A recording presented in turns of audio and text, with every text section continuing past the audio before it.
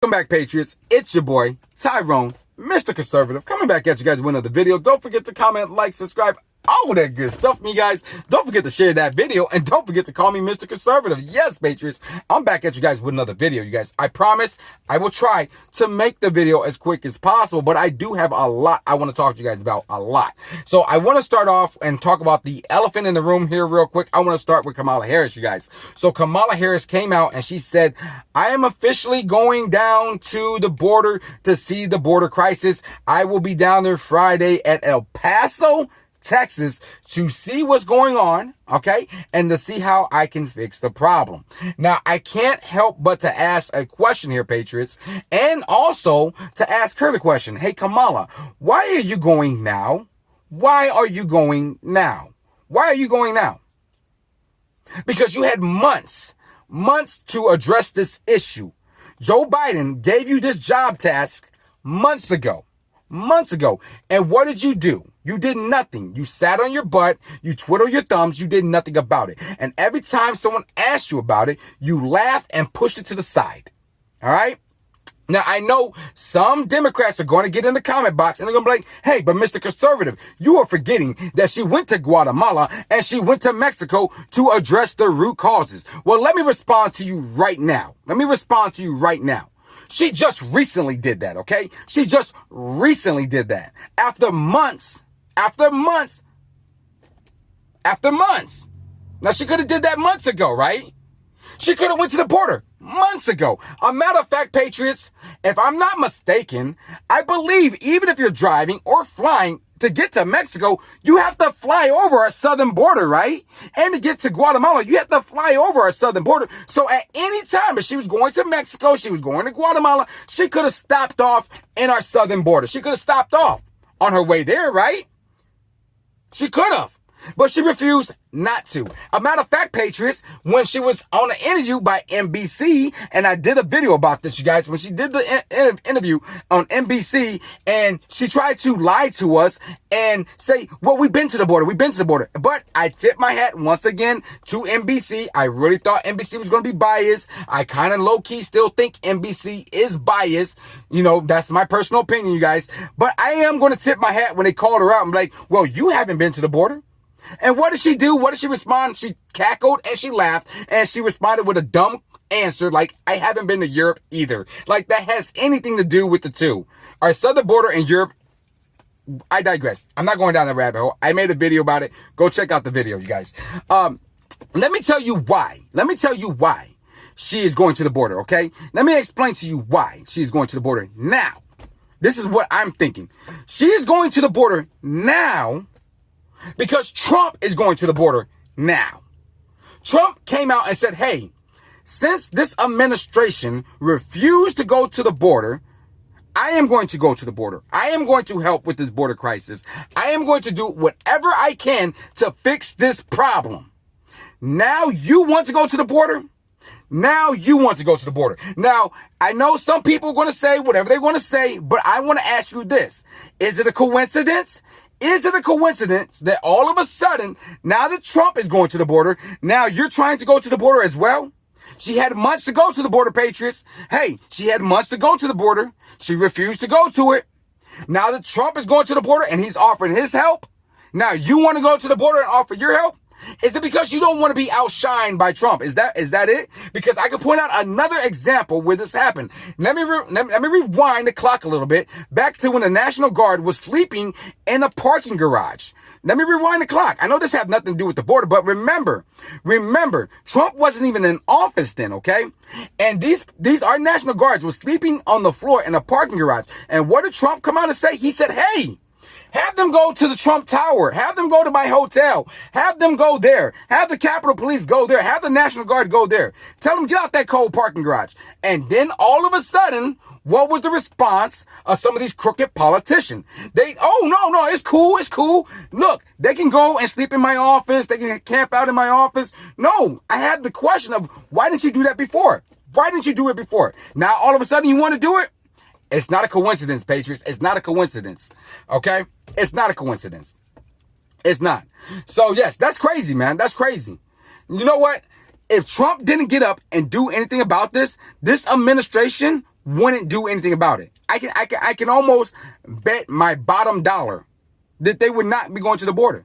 If Trump wasn't going to the border, they would not be going to the border. Because he is taking the first step forward.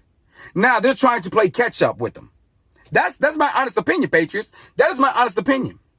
Because they don't care about America. They don't care about you. They don't care about us. But Trump does. He doesn't have to do this. He doesn't have to do this. He doesn't have to spend his own money.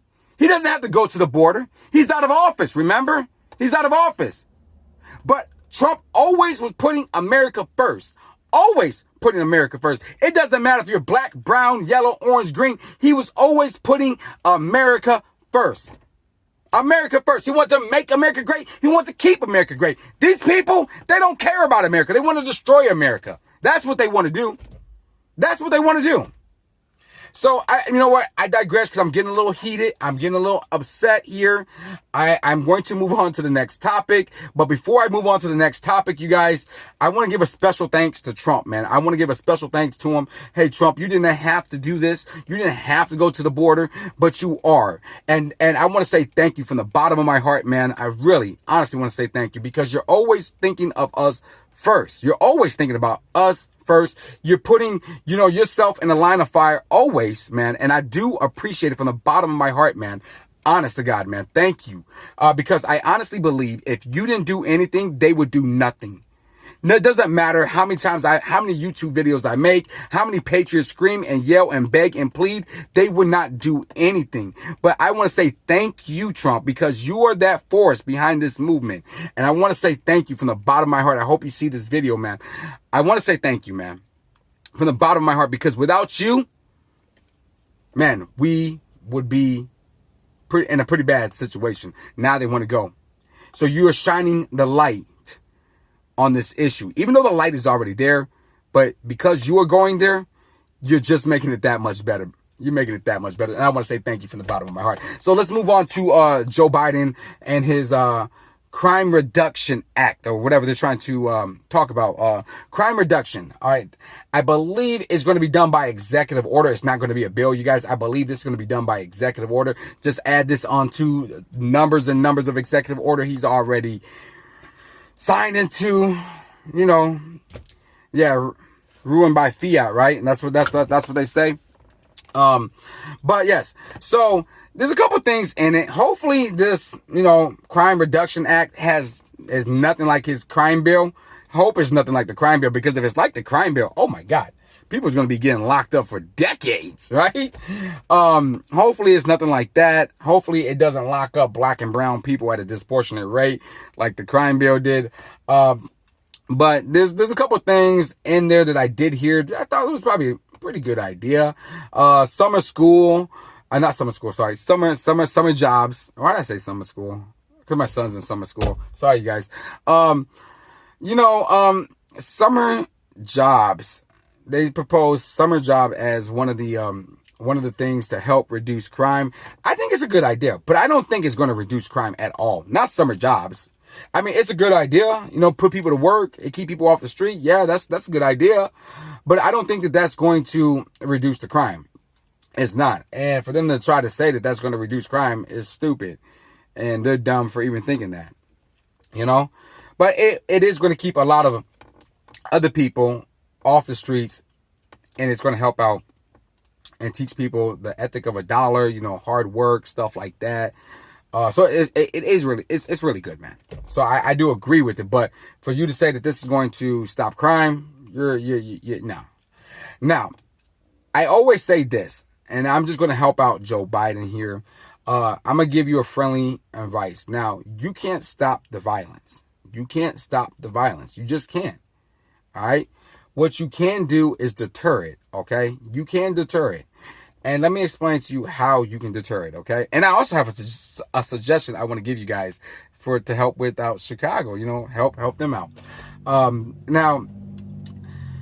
So this is what you can do to deter all the violence that's going on. Well, first, increase your police force, increase your police presence, okay? You need to get rid of certain policies that are on the books, like I-bonds, especially for violent crimes. Okay, if you have a violent crime, you should not be able to be released on your own signature. Chicago is releasing violent criminals on their own recognizance. Domestic battery, you can get out with your own signature, and some of it is like domestic bodily with attempt to commit bodily harm. So you can just imagine what that is, right? So yeah, you need to increase your police presence. Okay, you need to increase your police presence. You want to deter it. You want to discourage it. You want to have people think a second thought about committing this act. You know what I mean? Like right now, they're running rapid because it's lawlessness. You know what I mean? Like no one is you got the people talking about defund the police, right? You got cities actually defunding the police. They're not really abolishing the police. What they're doing is like they're cutting the budget. They're cutting the police force. You know, they're getting rid of like X amount of police officers, because if you don't have the funds there to pay for these police officers, they're going to pretty much lose their job. Not accounting that all of the police officers who are due for retirement are choosing to also retire due to all of the backlash towards the police department as well. Stand with your police department. If they're wrong, reprimand them. You know what I mean? Don't take the whole police department and punish the whole police department for one bad individual, for one bad apple. That one individual needs to be reprimanded, fired, whatever the case may be, whatever punishment that you guys deem appropriate. So yeah, that's how you're gonna stop all of this rise in crime. Stop blaming the gun, because it's not the gun problem. What it is yeah, because that's what they're doing, man. They're gonna try to regulate. They're gonna try to put a whole bunch of gun regulations on us. What it's going to do is hurt the law-abiding citizens. And then I had a conversation with someone at work. This may turn into a long video. I just want to warn you guys. So I had a conversation with someone at work, and they were talking about, well, we need gun reform. Well, we have gun laws on the books. We have gun laws on the books. We have a lot of gun laws on the books. Why can't we just enforce the gun laws we already have on the book? Well, there's this and this and this and this. Well, no, sir. No, sir. We have laws on the books. Now, the next stage from the gun laws we already have on the book, what do you propose? Taking our guns away? How about you give your guns up first? And then I would think about giving mine up. Matter of fact, I don't even have any, because like I said, past tense, that my guns was lost in a boating accident. I don't know what happened to them. Yeah, tragic boating accident. It was just, I don't even want to talk about it. Sometimes it breaks my heart when I talk about it. So, yeah. This is how we are going to deter this. I lost my train of thought. I had a Joe Biden moment. So definitely, this is how we're going to deter all the violent crime that's going on. Now, my suggestion that I thought might be a good suggestion, instead of attacking the guns and trying to regulate law-abiding citizens into giving up their guns, how about this, Joe Biden? This is a suggestion for you. How about we go back to, you guys remember Neighborhood Watch? You guys remember like the neighborhood watches and stuff like that? Why won't we get back to some neighborhood watches? Why don't we put some funds and help these people create like neighborhood watches, and wait for it, have them armed. You know what I mean? Have them armed. Because that is what the Second Amendment is for, right? To the right to protect yourself, right? The right to bear arms, right? So that is what that amendment is there for. To protect yourself. So I think that's a great idea. You guys comment below. Let me know what you guys think about my idea. You guys agree with it, disagree with it. I think it'll be a pretty cool idea. You know what I mean? I think that would definitely deter a lot of the gang violence and the crime that's going on in these cities. You get these citizens who are in these neighborhoods who are fed up, and you make them start a neighborhood watch, and you know what? You make them armed as well. Make them armed. Yeah, baby. Yeah. Let's see. Hey, I think that'll work. Man. So yeah. So Biden, if you see this video, I gave you a free one. A freebie. Okay, it's been like 14 minutes, you guys. I said I wasn't going to make a long video, but I end up anyway, because you guys know how I do sometimes. Sometimes I get to rambling, and I do apologize about that, you guys. I get a little carried away. So I'm going to end the video with the Let's Make America Great. Ooh, yeah, baby. And let's keep America great, patriots. Yeah. And the way we're going to make America great and the way we're going to keep America great, you guys want to check it out? Come on in here. I'll tell you what. By having armed neighborhood watchmen. And you know what?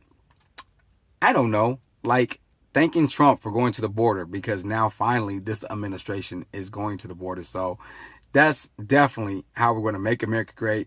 That's definitely how we're going to keep America great. We got to keep Trump in the mix, baby. We got to keep Trump in the mix. That's how we're going to make America great, because when he move, they move. And I'll be coming back at you guys with another video.